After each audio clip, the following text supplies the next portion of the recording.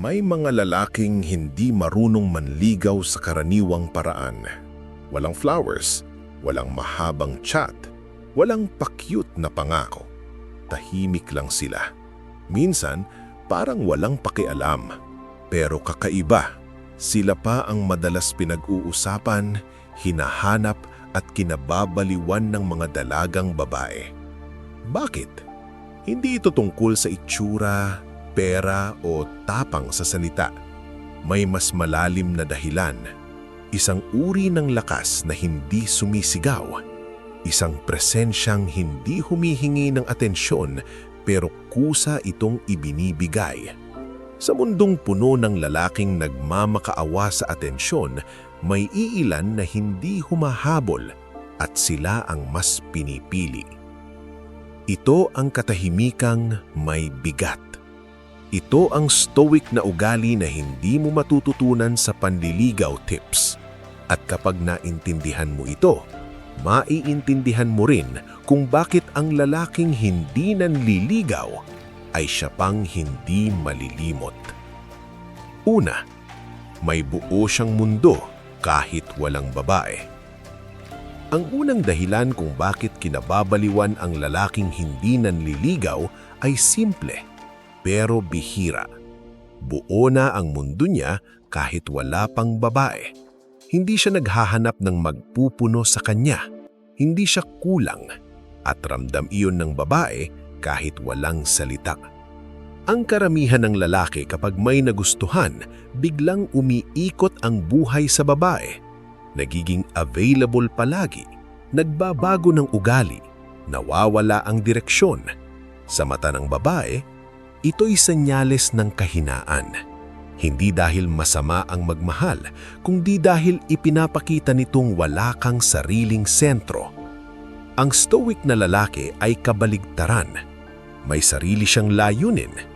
May sinusundan siyang disiplina. May katahimikan siyang hindi naaapektuhan ng validation ng iba. Kapag pumasok ang babae sa buhay niya, bonus iyon, hindi lunas.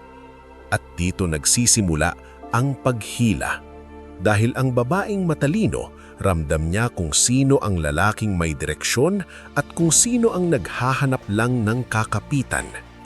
Ang lalaking hindi nanliligaw ay hindi nagyayabang ng ambisyon, pero makikita ito sa kilos niya, sa consistency, sa kung paano siya humarap sa buhay. Kalma, hindi nagmamadali, hindi desperado. Hindi siya takot mawala ang babae dahil hindi niya doon ibinuhos ang buong pagkatao niya.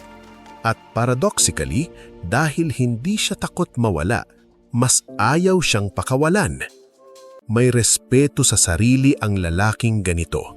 At ang respeto sa sarili ay mas malakas pa kaysa sa kahit anong sweet words.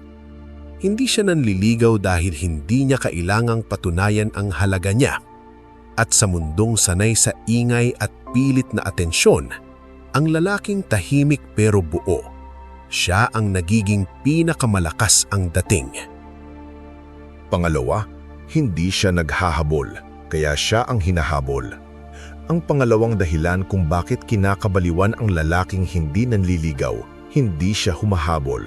At sa modernong dynamics ng attraction, ito ang isa sa pinakamakapangyarihang bagay na pwedeng gawin ng lalaki, ang hindi gawin ang inaasahan. Sanay ang mga dalagang babae na hinahabol. Sanay sila sa good morning messages, paulit-ulit na kamusta, at lalaking laging nag-a-adjust ng oras, prinsipyo at dignidad para lang mapansin.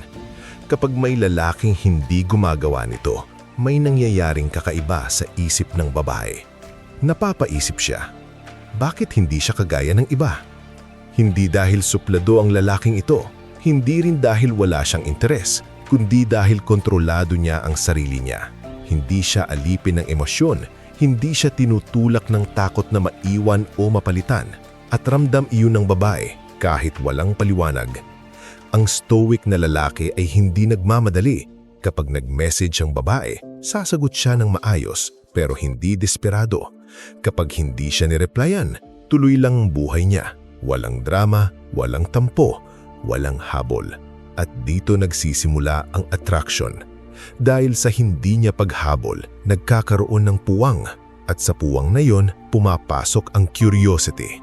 Ang babae ang nag-iisip, ang babae ang nagtataka, ang babae ang unti-unting nag-i-invest ng emosyon.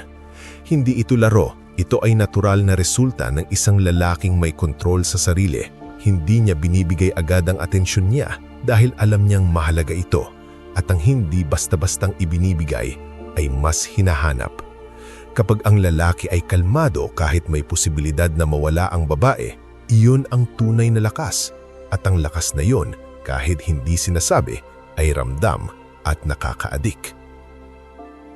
Pangatlo, may katahimikan siyang nakakaramdam ng seguridad. Ang ikatlong dahilan ay mas tahimik pero mas malalim. Ang presensya niya ay nagbibigay ng seguridad, hindi excitement, hindi kilig, kundi isang kalmadong pakiramdam na bihira sa mundo ngayon. Maraming lalaki ang maingay, puro kwento, puro yabang, puro patunay. Akala nila doon nagmumula ang dating. Pero ang totoo, karamihan sa mga babae ay napapagod sa ingay. Hinahanap nila ang lalaking hindi kailangang magsalita para maramdaman ang bigat ng presensya. Ang lalaking hindi nanliligaw ay kadalasang ganito. Kapag nasa paligid siya, walang tensyon, walang pilit, hindi niya sinusubukang magpatawa o magpahanga. Naroon lang siya, buo, kalmado, grounded, at sa katahimikang iyon, may kakaibang ginhawa. Ito ang stoic calm, isang uri ng katahimikan na galing sa pagtanggap sa sarili at sa mundo. Hindi siya reactive, hindi siya madaling matrigger, hindi siya nababago ng mood ng iba. At para sa isang babae, lalo na sa mundong puno ng emotional chaos, napakalakas ng dating nito. Ang babaeng malapit sa ganitong lalaki ay nakakaramdam ng pahinga. Hindi niya kailangang magpanggap, hindi niya kailangang maglaro. Dahil ang lalaking ito ay hindi humihingi. Hindi ng validation, hindi ng assurance, hindi ng atensyon. At kapag ang babae ay nakaramdam ng seguridad sa presensyo ng isang lalaki, doon nagsisimula ang tunay na paghila. Hindi mabilis, hindi maingay, pero malalim at mahirap kalimutan. Kaya ang lalaking hindi nanliligaw ay hindi kailangang manalo sa salita. Ang katahimikan niya na mismo ang nagsasalita. At para sa mga dalagang babae na marunong makaramdam, iyon ang lakas na bihirang matagpuan. Ang ikaapat, hindi siya takot na hindi magustuhan. Ang ikaapat na dahilan kung bakit kinababaliwan ng lalaking hindi nanliligaw ay ito. Tanggap niya ang posibilidad na hindi siya piliin. At kakaiba man pakinggan, dito lalong lumalakas ang dating niya. Karamihan ng lalaki kapag may nagustuhan, ginagawa ang lahat para magustuhan pabalik. Pinipilit ang timing, pinipilit ang salita, pinipilit ang sarili. Sa likod nito, may isang tahimik na takot. Ang takot na hindi sapat.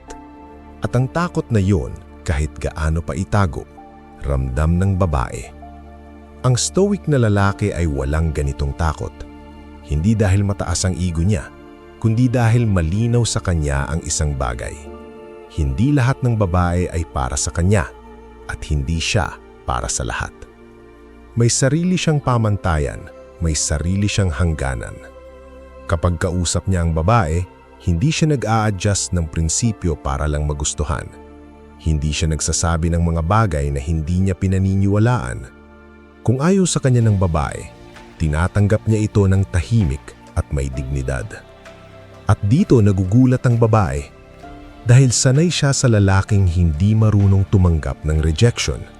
Sanay siya sa lalaking nagmamakaawa, nangungulit o nagiging bitter.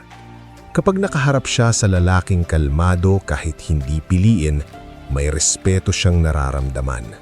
At minsan, pagdududa, bakit hindi siya naaapektuhan?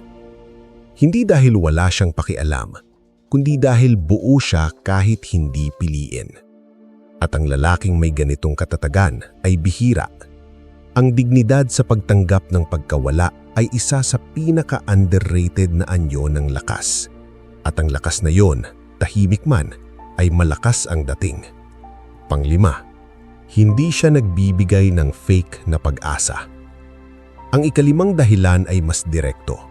Totoo siya. Walang paasa, walang drama, walang larong emosyonal.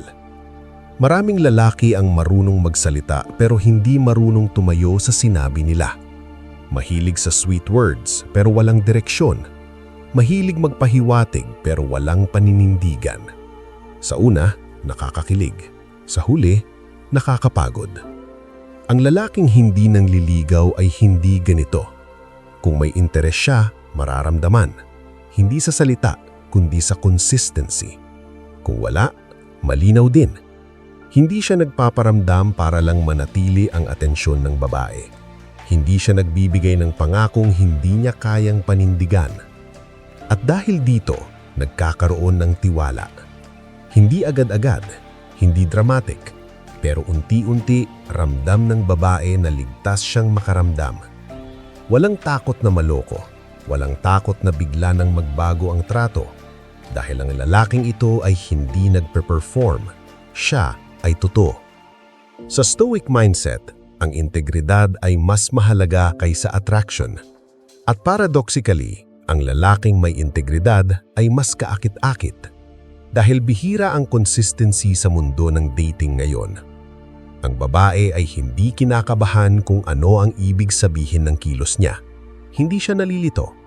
At kapag ang isang babae ay hindi nalilito sa isang lalaki, doon nagsisimula ang mas malalim na koneksyon. Kaya ang lalaking hindi nangliligaw ay hindi nagpapakilig sa salita. Pinaparamdam niya ang katotohanan. At para sa babaeng sawa na sa ilusyon, yon ang klase ng lalaking hirap talikuran. Pang-anim, hindi siya emotionally reactive. Ang ika-anim na dahilan kung bakit kinababaliwan ng lalaking hindi nanliligaw, kontrolado niya ang emosyon niya. Hindi siya basta naaapektuhan ng mood ng babae, ng pagbabago ng atensyon, o ng hindi inaasahang katahimikan. Maraming lalaki ang bumabagsak dito. Isang scene lang, nag-o-overthink na. Isang malamig na reply, nagbabago na ang tono. Kapag naramdaman nilang lumalayo ang babae, nagiging clingy o agresibo. At kahit hindi ito sinasabi, ramdam ito ng babae at nakaka-turn off.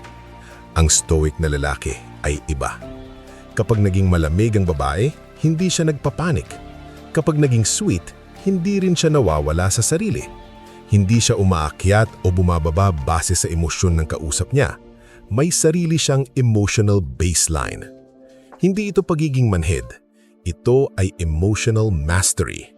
Alam niya kung ano ang kontrolado niya at ano ang hindi.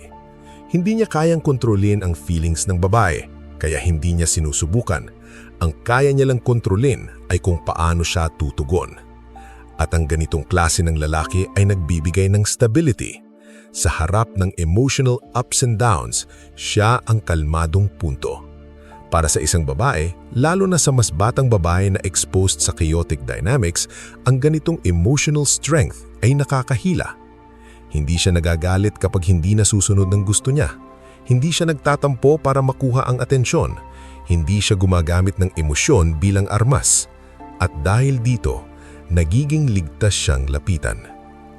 Ang lalaking marunong magpigil ng emosyon ay bihira, at kapag bihira ang isang ugali, nagiging kaakit-akit ito nang hindi niya kailangang ipakita. Pang-7, hindi siya nagmamadali sa koneksyon. Ang ika-7 dahilan ay tahimik pero matibay. Hindi siya nagmamadali sa koneksyon. Hindi niya minamadali ang damdamin, label o direksyon ng relasyon. Sa panahon ngayon, maraming lalaki ang gusto agad ng kasiguraduhan, gusto agad ng sagot, gusto agad ng label, gusto agad ng saan ba tayo papunta. At sa likod nito, may takot. Ang takot na mawalan ng kontrol. Ang lalaking hindi nanliligaw ay hindi ganito. Kaya niyang manatili sa present. Kaya niyang hayaan na unti-unting mabuo ang koneksyon. Hindi dahil wala siyang intensyon, kundi dahil naiintindihan niya na ang tunay na atraksyon ay hindi pinipilit. Kapag kasama niya ang babae, naroon siya. Hindi nagmamadali. Hindi nagtatakda ng expectations, hindi niya ginagawang proyekto ang relasyon. At sa ganitong kalagayan, ang babae ay nakakaramdam ng kalayaan.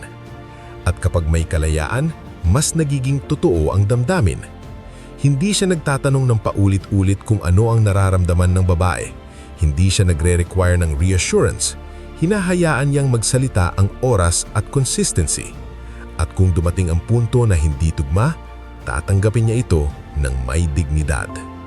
Ang lalaking hindi nagmamadali ay nagpapakita ng tiwala sa sarili niya at sa proseso.